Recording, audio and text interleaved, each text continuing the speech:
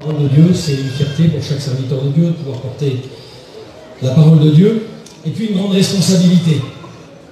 Une grande responsabilité, j'ai une semaine un petit peu compliquée. Rien qu'hier, ma fille de 25 ans devait passer un IRM cérébral, des petits soucis, elle avait des soucis de santé. Et puis toute la journée, hier, le diable m'a dit, tu crois prêcher demain à la convention? Mais ta fille est malade. Tu ne prêcheras pas. Et ce message-là, encore en plus, tu ne prêcheras pas. Et puis ma fille a fait cette IRM et le diagnostic est tombé, il n'y a rien, tout va bien, tout est impeccable. Et puis en route, tout à l'heure j'étais en train de rouler, et puis je cherchais un petit peu de secours. Puis j'ai mon fils de 10 ans qui était à côté de moi. Et puis il dit, Tata, il dit, mon père, tu prêches ce soir à la convention? Je dis, oui mon fils. Sous le grand chapiteau? Je dis, oui mon fils. Alors moi je me suis dit, ça y est, j'ai un encouragement, une main secourable. Et il dit, Tata, mon père, il dit, si tu fais une erreur, t'es foutu. Et puis j'ai mon fils, ça m'encourage, mais je vais essayer de ne pas faire d'erreur, je dis, ça serait bien. Ce soir, je suis content d'être ici. Vous savez, peut-être certains s'attendaient, c'est la soirée de la Normandie, la soirée des Rouennais. Là, peut-être qu'on dit, on va rigoler. Mais je ne suis pas le plus drôle des Rouennais, loin de là. Vous n'allez certainement pas rigoler, je ne suis pas venu pour vous faire rire, pas non plus pour vous faire pleurer. Ce que je voudrais, ce que les frères ici veulent, ce que chaque serviteur de Dieu, ce que notre conseil de direction qui organise les conventions veut, c'est que la parole de Dieu touche les cœurs, qu'elle soit efficace. C'est ça le but d'une réunion, c'est qu'on puisse sortir, vous comme moi, avec un mot de Dieu, et que ce mot de Dieu soit efficace, qu'il puisse nous servir ce soir, demain, dans les jours, les semaines, les mois à venir.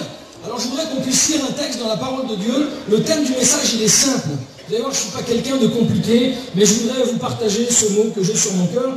Je tiens à remercier aussi les frères, et Nanou en particulier, qui m'a laissé l'opportunité de pouvoir porter la parole de Dieu ce soir.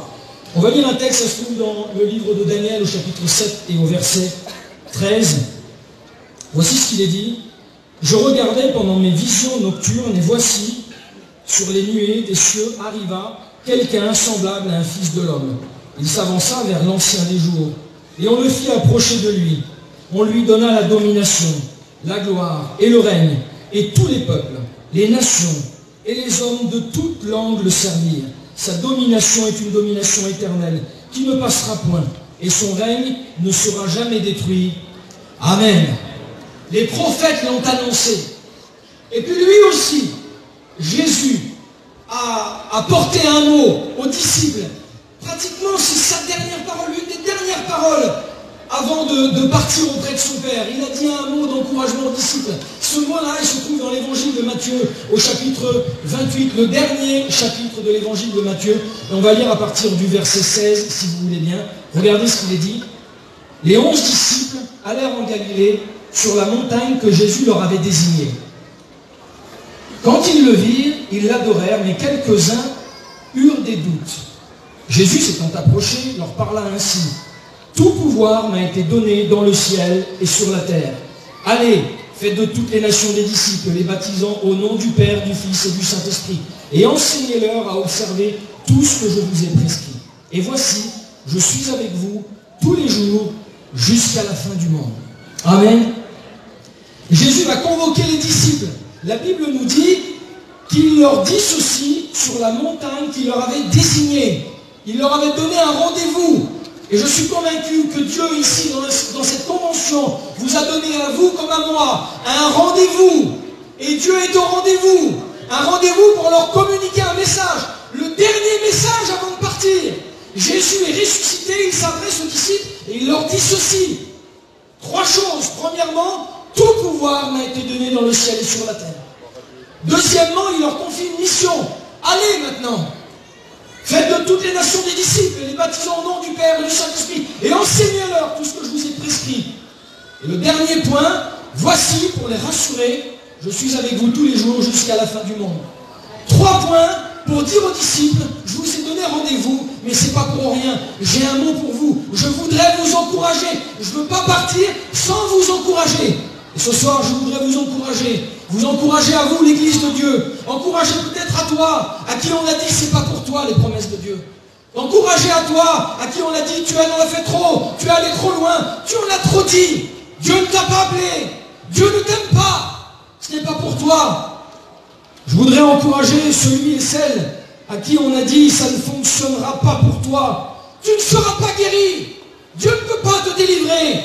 J'aimerais vous encourager en vous disant une parole de Dieu, que Jésus tient ses promesses. Et lorsqu'il donne un rendez-vous, il est au rendez-vous. Il ne donne pas un rendez-vous pour rien. Il a donné un rendez-vous aux disciples en communiquant cette parole. Et je suis convaincu, vous comme moi, nous savons que ce que sa bouche a dit, son bras puissant l'accomplit.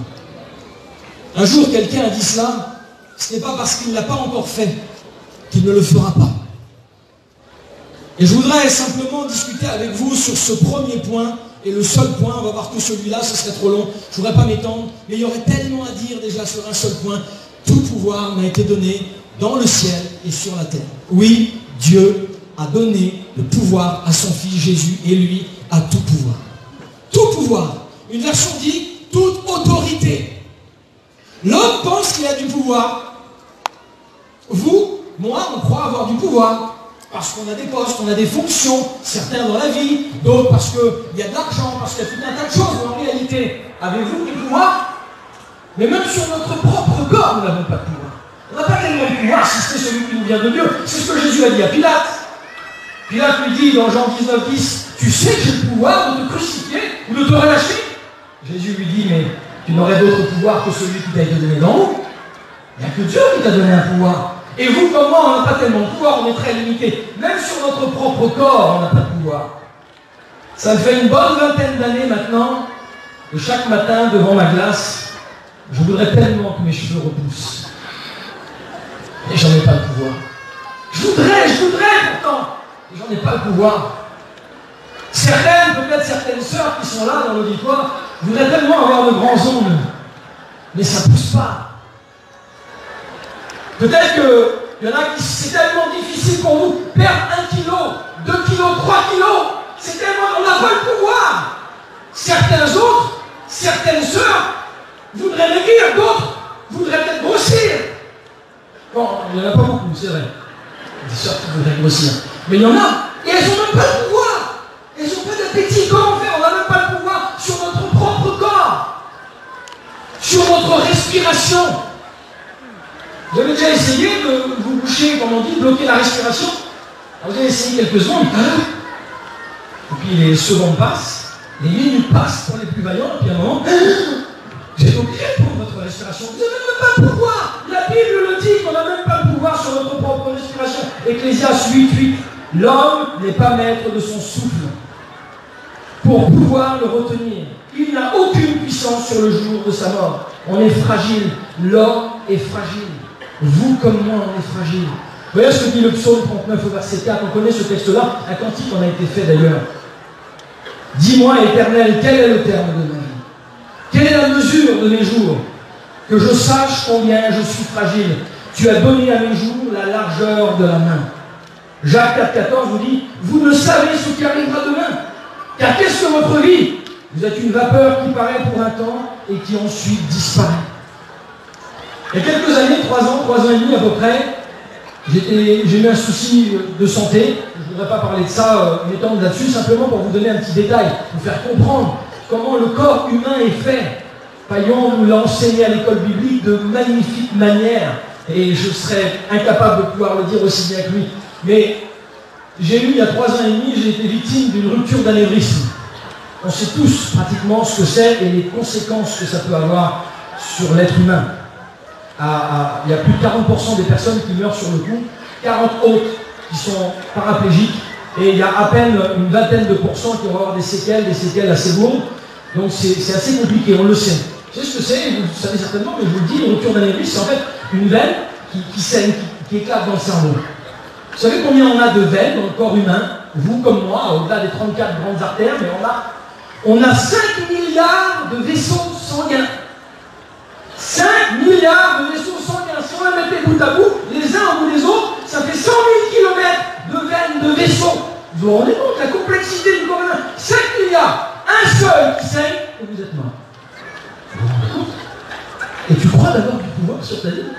Tu crois de dire demain je serai encore là, demain j'achèterai, je vendrai, je vais acheter un terrain, je vais rentrer chez moi, je vais aller dans ma maison, dans mon terrain, je vais louer, je vais acheter un camion, une voiture, je vais changer mon camping, prendre un crédit, je ne sais pas. Tu Je ne sais pas ce qui va se passer demain. On est composé, l'être humain est composé de 100 000 milliards de cellules. Des cellules. Une seule qui tombe malade. On n'ose pas parler de cette maladie-là. La vilaine maladie, une maladie qui fait peur à tout le monde. Ce mot qui est assez cru, le cancer. C'est une cellule qui est malade. Une seule cellule sur 100 000 milliards de cellules. Une seule qui ne se conforme pas à la totalité des autres. Et c'est terminé. S'il n'y a pas une intervention de Dieu, c'est très très compliqué. L'homme est limité, on n'a pas le pouvoir sur notre propre corps. C'est tellement compliqué. Une infection virale, vous avez vu un virus, un petit virus, c'est microscopique. Vous en avez vu, j'en ai vu, des hommes, des femmes, des hommes très costauds, 1,90 m, 120 kg, des brutes, capables de se battre avec plusieurs hommes. Et puis un virus, on tombe malade, quelque chose de microscopique. Et puis ce même homme qui faisait 1,90 m, 120 kg, vous le voyez quelques années plus tard, il fait toujours 1,90 m, mais il fait plus de 60 kg. Il est arraché tout dans son lit, plus de force, plus de la force, plus rien. Pas possible, un virus microscopique. Et tu crois d'avoir du pouvoir sur ta vie? Tu crois de pouvoir faire ce que tu veux, d'aller où tu veux quand tu le veux? Mais quel pouvoir as-tu si c'est Dieu qui te donne? C'est Dieu qui donne la vie. J'aimerais que vous le compreniez ce soir, parce que lui, il a tout pouvoir. Si l'homme est limité, alors Dieu, lui, est illimité. Dieu est illimité, il est le grand créateur des cieux et de la terre. Il dit un mot, et ça s'accomplit. Ce que sa bouche dit, son bras l'accomplit. La Bible nous dit qu'il pèse les montagnes avec son crochet. Il donne un ordre, il commande aux montagnes de s'élever et elles s'élèvent. Il commande aux vallées de s'abaisser et elles s'abaissent. Dieu a tout pouvoir dans le ciel et sur la terre. Le ciel est son trône, dit Ésaïe 66, et la terre est son marchepied. Et c'est ce Dieu-là que vous et moi, nous servons. J'aimerais vous faire une lecture. Regardez quelle importance par rapport à l'intelligence de l'homme et celle de Dieu. Ésaïe, chapitre 40 et verset 12. Je vais vous faire cette lecture, écoutez bien, soyez attentifs. Qui a mesuré les eaux dans le creux de sa main, pris les dimensions des cieux avec la paume, et ramassé la poussière de la terre dans un tiers de mesure? Qui a pesé les montagnes au crochet et les collines à la balance? Qui lui a appris le sentier de la justice? Qui lui a enseigné la sagesse et fait connaître le chemin de l'intelligence? Voici, les nations sont comme une goutte d'eau. Elles sont comme de la poussière sur une balance. Toutes les nations sont devant lui comme un rien. Elles ne sont pour lui que néant et vanité. À qui voulez-vous comparer Dieu? À quelle image ferez-vous son égal? Ne le savez-vous pas? Ne l'avez-vous pas appris? Ne vous l'a-t-on pas fait connaître dès le commencement? N'avez-vous jamais réfléchi à la fondation de la terre? C'est lui, oui, c'est lui qui est assis au-dessus du cercle de la terre. Levez vos yeux en haut et regardez qui a créé ces choses, par son grand pouvoir et par sa force toute puissante. Ne le sais-tu pas, ne l'as-tu pas appris? C'est le Dieu d'éternité, l'Éternel, qui a créé les extrémités de la terre. Il ne se fatigue point, il ne se lasse point. Vous voulez discuter avec lui? Et il y a un homme qui a essayé de le faire, qui a essayé de discuter avec lui. C'est Job. Je voudrais vous faire une seconde lecture. Regardez ce que dit Job. Il discute avec Dieu et Dieu interroge Job au chapitre 38. Regardez ce que Dieu lui dit. Saint terrain, homme vaillant, je t'interrogerai. Où étais-tu quand j'ai fondé la terre?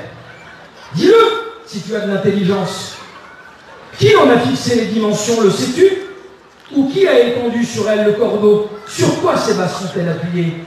Alors que les étoiles du matin éclataient en chants d'allégresse, qui a fermé la mer avec des portes quand elle s'élança?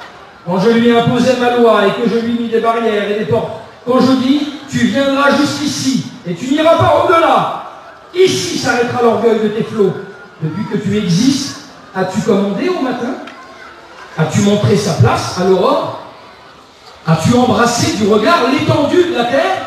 Parle! Parle si tu sais toutes ces choses, lui dit Dieu. Où est le chemin qui conduit au séjour de la lumière? Et les ténèbres, où ont-elles leur demeure?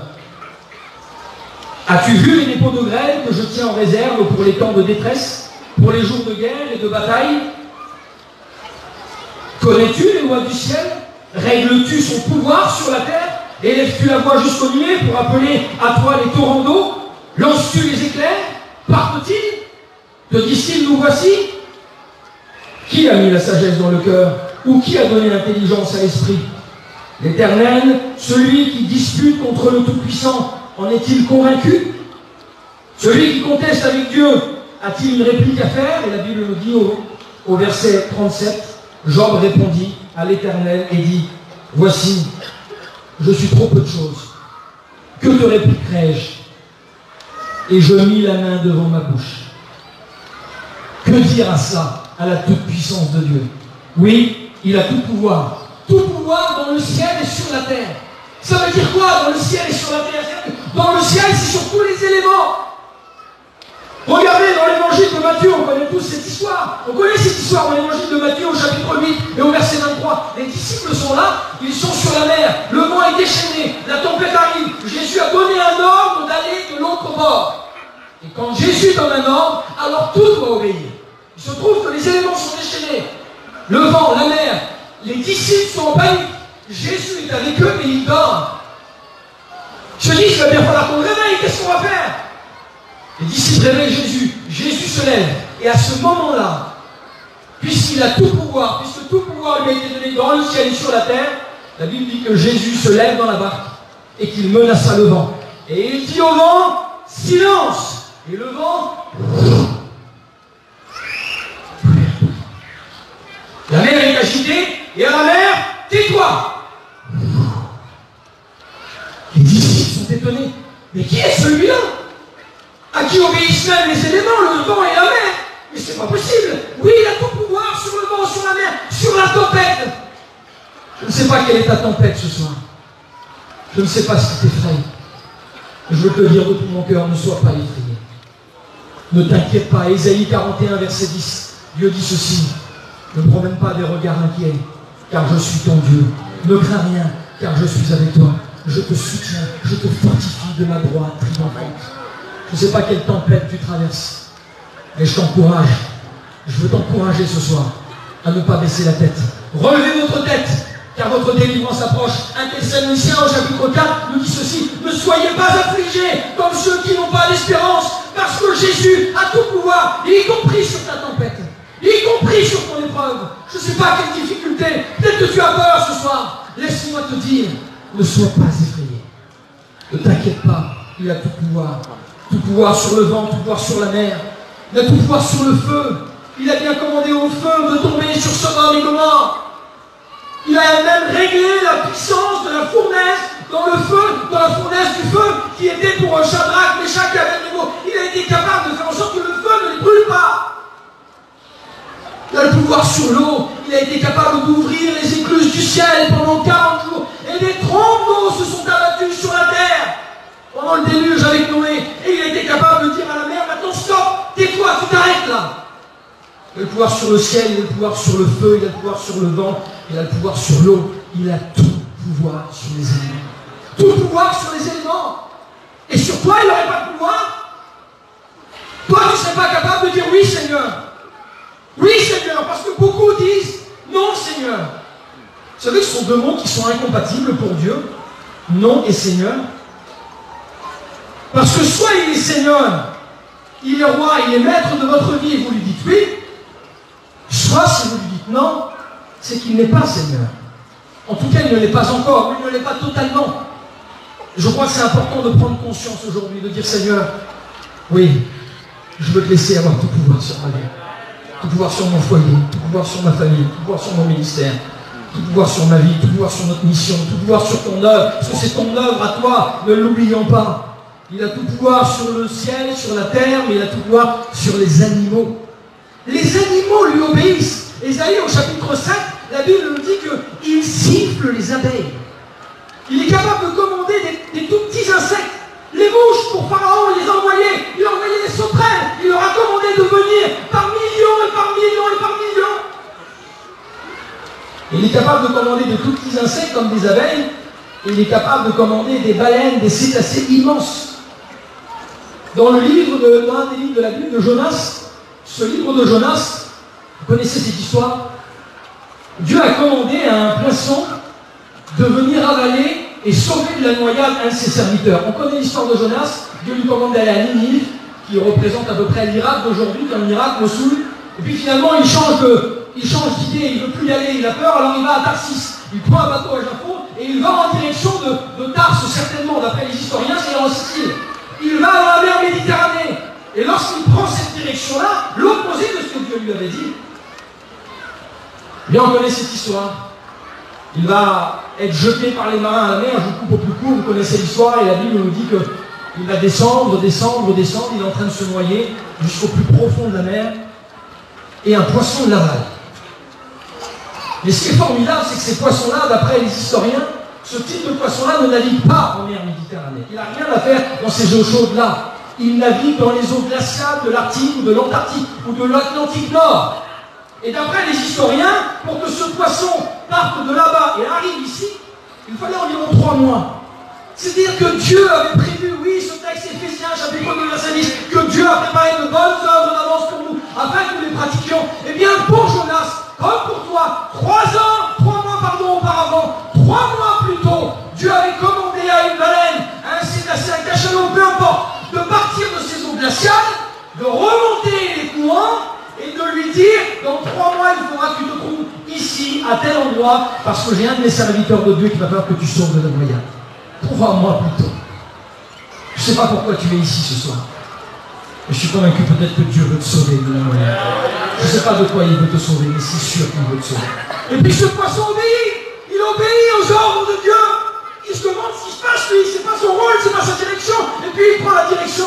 Et puis arrivé au moment précis, au jour précis, à l'heure précise, à la minute, parce que là c'est une question de minutes, peut-être même de secondes, pour pas que Jonas se noie. Il voit un homme tomber dans l'eau. Et Dieu lui dit, c'est lui, sauve-le. Et le poisson avale Jonas. Il le garde 3 jours et 3 nuits et il le recrache quelques jours plus tard. On connaît cette histoire. Les animaux lui obéissent. Les animaux lui obéissent. Les gros poissons lui obéissent. Les petits poissons lui obéissent. Tout lui obéit. Je pourrais vous parler du coq de Pierre, à qui il a commandé à un moment précis, après le 3e reniement, à partir de ce moment-là, il va chanter. Et le coq voudrait chanter peut-être au premier. Non. Alors au 2e, non, c'est pas moi, je suis pas avec Jésus. Le 2e reniement est là parce que Jésus l'avait prévenu. Le coq est prêt à chanter. C'est pas ton tour, attends. Et puis le 3e reniement, non, je ne suis pas avec lui, je ne suis pas avec ce Jésus. Et Pierre s'en va, s'enfuit. Et à ce moment-là, Dieu lui dit, vas-y, chante maintenant. Et le coq chante. Il est capable de commander à tous les animaux.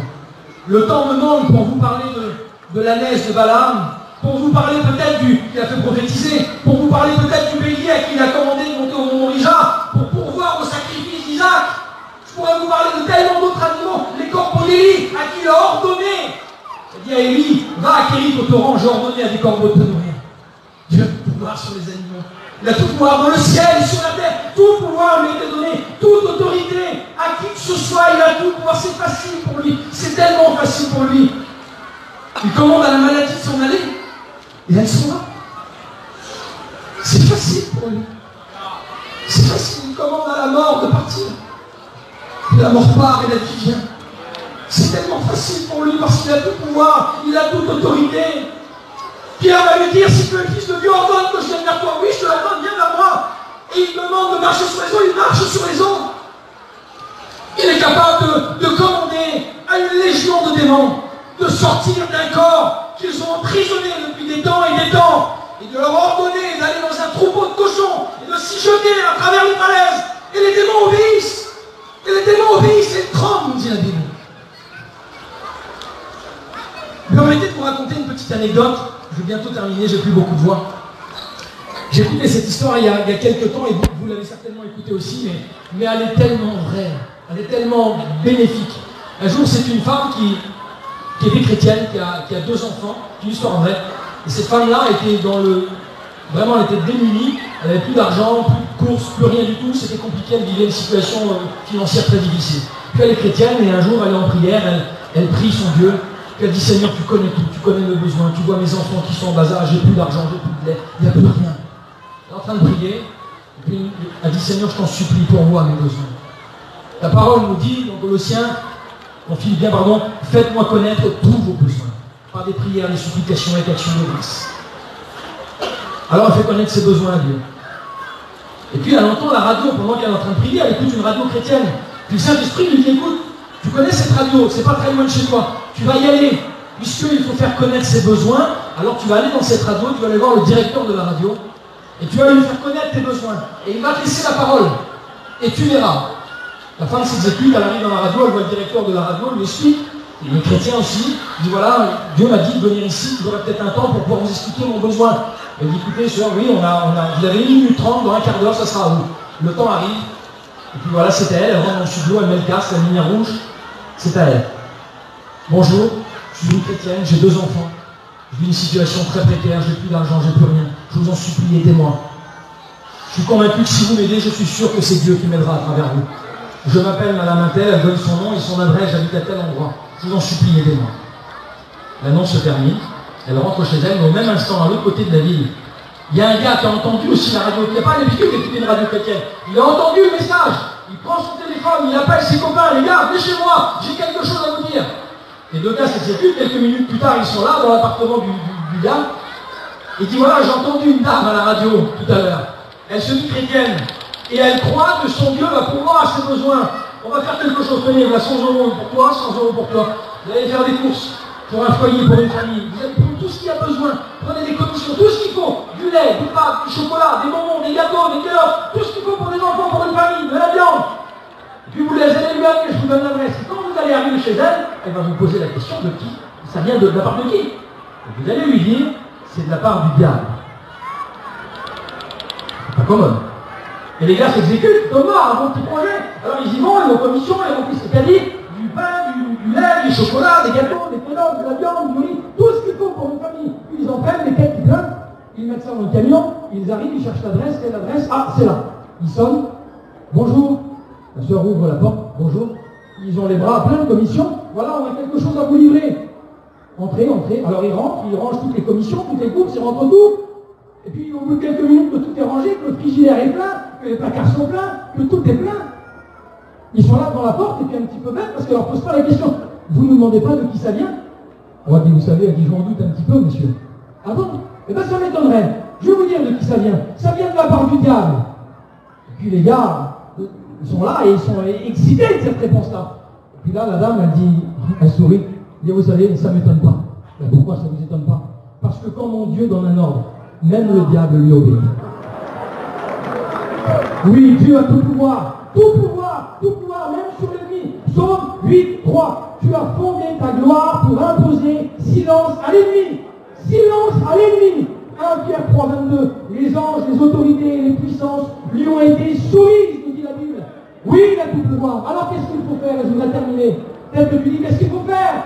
Si tu as tout pouvoir, il a pouvoir pour moi. C'est compliqué, Seigneur, tu sais. La situation est compliquée. Seigneur, si tu savais, si tu voyais, le psaume 94, verset 2, celui qui a créé l'oreille n'entendrait-il pas? Celui qui a formé l'œil ne verrait-il pas? Oui, Dieu voit, Dieu connaît, Dieu te voit, il connaît ta situation, il connaît ta difficulté, il connaît ta souffrance. Jacques, chapitre 4, verset 8, nous dit ceci, approchez-vous de Dieu, vous, et il s'approchera de vous. La majeure partie des hommes et des femmes dans la Bible qui ont vécu une expérience avec Dieu, ont fait une démarche avec Dieu, ont fait un acte de foi, ont fait un pas pour Dieu. Est-ce que tu serais prêt à faire un pas pour Dieu ce soir? À faire une démarche? Vous savez, Tony, dans son cantique, il a parlé de tout un tas d'hommes de Dieu qui ont vécu des miracles. Je suis convaincu, et vous le savez certainement, que si Josué n'avait pas tourné autour de la ville, les murailles ne se seraient pas écroulées. Il a fallu qu'ils tournent et qu'ils tournent, qu'ils obéissent à ce que Dieu leur avait commandé. Je suis convaincu que si David n'était pas allé dans le torrent chercher Saint-Pierre, Goliath ne serait pas tombé. Je suis convaincu que si Pierre n'avait pas jeté le filet, les poissons à pêche miraculeuse ne seraient jamais arrivés. Je suis convaincu que si Élie n'avait pas préparé le bois, le feu ne serait pas descendu du ciel. Tous ces hommes, toutes ces femmes de Dieu ont fait une démarche envers Dieu. Approche-toi de Dieu. Approchez-vous de Dieu et il s'approchera de vous. Pardon. Est-ce que vous croyez que Dieu a tout pouvoir, toute autorité? Alors si tu t'approches de lui, je vais m'approcher de lui, d'accord? Je m'approche de lui, mais qu'est-ce qu'il faut faire d'autre? Ouvre ton cœur. Ouvre ton cœur. seulement tu voulais lui ouvrir ton cœur. Apocalypse chapitre 3, verset 20. Voici, je me tiens à la porte et je frappe. Si quelqu'un entend ma voix et ouvre la porte, ouvre son cœur, alors j'entrerai chez lui, je rentrerai chez lui, je souperai avec lui, j'y ferai ma demeure, je souperai avec lui et lui avec moi. Ouvre ton cœur. Vous savez, si toi tu ne veux pas, si tu n'as pas envie, il ne va rien se passer. Et si tu veux simplement faire un acte de foi et dire Seigneur, comme Tony l'a chanté, senti, j'ai fait le choix d'y croire. Je veux faire le choix d'y croire. Si vraiment tu as tout pouvoir, si tu as tout pouvoir, alors je ne veux pas dire non Seigneur, c'est pas possible. Je veux dire oui Seigneur, si tu as tout pouvoir, alors fais-le. Fais-le, fais-le, fais-le, je t'en supplie. Je te donne l'autorisation. Vous savez, vous êtes là assis sur vos chaises, je vais vous prendre un petit exemple, vous allez comprendre. Et puis il y a, allez, je vais prendre des frères, il y a notre trésorier, notre secrétaire national, Mario. Il est petit, mais il est trapu, hein. Vous connaissez, il est costaud, c'est Holgardon. Si je lui demande, si je descends là-bas, et je le force à monter sur l'estrade, et que lui, il n'a pas envie d'y aller, ben, il va falloir, je sais que pour moi, ça va être compliqué, je vais avoir du fil à retordre. Non, je ne vais pas. Alors je vais le prendre, je vais le tirer, je le tire par le bras, et je vais essayer de le prendre même par les reins, je vais essayer de le porter. Mais à un moment, je vais devoir le lâcher, il va peut-être être plus fort que moi, il va revenir à sa place. J'arriverai pas, il va falloir qu'on soit deux, qu'on soit trois, on va avoir les mille misères à mettre là. Et une fois qu'il sera là, il redescendra s'il ne veut pas rester. Vous comprenez? Vous savez ce qu'il va faire, qu'il va venir ici, qu'il va rester là? C'est si lui, il l'a décidé. C'est lui qui l'a décidé, j'aurais pas besoin de forcer. Si tu le décides ce soir, je pourrais prêcher pendant 3 heures. Il pourrait y avoir 20 conventions qui se suivent. Si toi, tu ne décides pas d'y croire et de dire Seigneur, je veux essayer avec toi, je veux faire un pas en avant, je veux faire un acte de foi, je veux jeter mon filet, je veux préparer le bois, je veux tourner autour de la ville, je veux aller chercher les pierres du torrent, peu importe ce qu'il y aura à faire, mais je veux y croire, parce que si tu as tout pouvoir dans le ciel et sur la terre, alors je veux donner l'autorité sur ma vie, fais-le pour moi Seigneur, fais-le pour moi. Avoue et délaisse, et tu obtiendras miséricorde. Sois vrai, et je te délivrerai, dit Dieu. Regardez, pour Matthieu, au chapitre 9, il a le pouvoir de pardonner les péchés. Pour Jean, au chapitre 5, il a le pouvoir de juger. Au chapitre 11, il a le pouvoir de donner sa vie et de la reprendre. Au chapitre 16, il a le pouvoir sur toute chair. Pour l'apôtre Paul, dans Romains, chapitre 6, il a le pouvoir sur la mort. Pour Ésaïe, au chapitre 63, il a le pouvoir de délivrer. Et Jean a dit ceci, au chapitre 42 de son livre, il dit Seigneur, je reconnais que tu peux tout. Si ça pouvait être ta prière ce soir, je reconnais Seigneur que tu peux tout, tu as tout pouvoir. Je reconnais que tu peux tout, que tu as tout pouvoir. Alors, je te laisse l'accès, je t'ouvre mon cœur, je te reconnais comme Seigneur et Sauveur. Et Seigneur, s'il y a besoin d'un miracle, alors fais-le dans ma vie. Peut-être que tu as besoin d'un miracle. S'il y a eu la capacité, le pouvoir, l'autorité sur le vent, sur la mer, sur les gros animaux ou sur les petits insectes, qu'est-ce que ton problème? Qu'est-ce que ta souffrance? Isaïe 53 nous dit qu'il est l'homme de douleur habitué à la souffrance. Il est venu pour t'ôter ta souffrance, pour t'ôter ce qui te fait mal, ce qui te blesse. Alors je voudrais qu'on puisse prier le Seigneur, on va demander à Dieu sa grâce. Je voudrais qu'on puisse prier le Seigneur, mais je voudrais que vous compreniez quelque chose. Pendant que l'équipe se prépare, il y a une chorale des foyers, qui a un magnifique cantique à nous chanter. Écoutez ce cantique-là, et on va prier le Seigneur. Approchez-vous, les jeunes foyers qui sont préparés. J'aimerais te dire que Dieu a tout pouvoir. Il a tout pouvoir, le pouvoir de te guérir, de tes maladies, de tes angoisses, de ta timidité. Il a le pouvoir de réparer ton couple, le pouvoir de réparer ta famille. Il a le pouvoir de te donner la paix, celle qui te manque depuis tant d'années. Le pouvoir de te délivrer de tes liens, de toutes tes passions, quelles qu'elles soient. Il a le pouvoir d'enlever ta haine, d'ôter ta peine, de chasser ta tristesse. Il a le pouvoir de te sauver, de pardonner tes péchés. Oui, il a tout pouvoir. Est-ce que tu voudrais lui laisser le pouvoir et te dire oui, Seigneur? Oui, Seigneur, je te laisse le pouvoir. Je sais qu'il y a des chrétiens, il y a des chrétiennes qui sont ici ce soir et qui sont en train de prendre conscience que peut-être que vous le faites comme vous voulez, vous vivez votre chrétienne comme vous voulez. Peut-être que c'est pas ce qui plaît à Dieu. Seigneur, je t'ai donné mon cœur, mais je t'ai pas donné mon portefeuille. Seigneur, je t'ai donné mon cœur, mais pas vraiment ma vie. Tu sais, mes affaires, c'est mes affaires. Et je me demande comment ça se fait que je ne suis pas béni. Qu'est-ce qui se passe dans mon foyer? Pourquoi tu ne m'exauces pas? Pourquoi tu ne guéris pas? Pourquoi tu bénis pas ma famille? Qu'est-ce qui se passe, Seigneur? Est-ce que tu lui as laissé tout pouvoir, toute autorité? Alors on va écouter cette chorale nous chanter ce beau cantique. Et ensuite on va prier le Seigneur.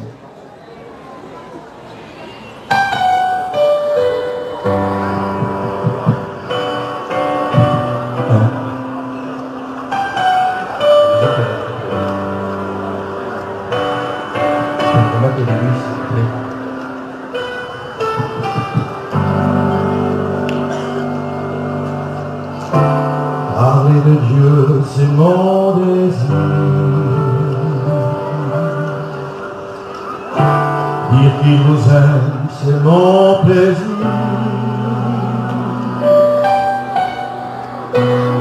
Parler de Dieu au monde entier.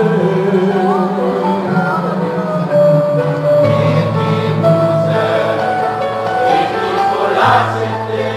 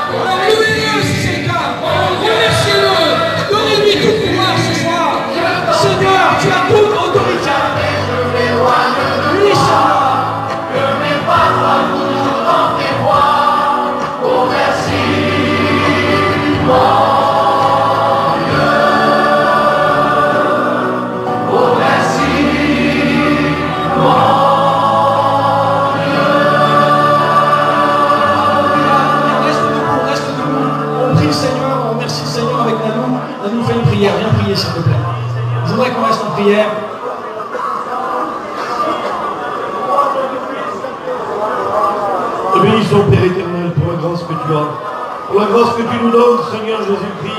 Et tu mets au bénéfice, Seigneur, de tous ceux, Seigneur, qui veulent saisir ce pouvoir, Seigneur, de devenir enfants de Dieu. Tu donnes ce pouvoir encore ce soir, dans ta grâce, Seigneur Jésus-Christ. Étends ta main bénie sur cet auditoire. Seigneur, bénis, Seigneur, celui qui hésite, Seigneur, que la grâce de Dieu puisse te toucher là où il est. Celui qui attend le miracle de Dieu, qu'il puisse s'y attendre avec foi. Touche les cœurs, Seigneur, à salut. Touche les corps pour la guérison. Étends ta main bénie sur les foyers, les familles, dans le nom de Jésus, parce que tout pouvoir t'a été donné sur le ciel et sur la terre. Amen. Amen. Gloire à Dieu. Merci Seigneur. Merci Seigneur pour la grâce de Dieu.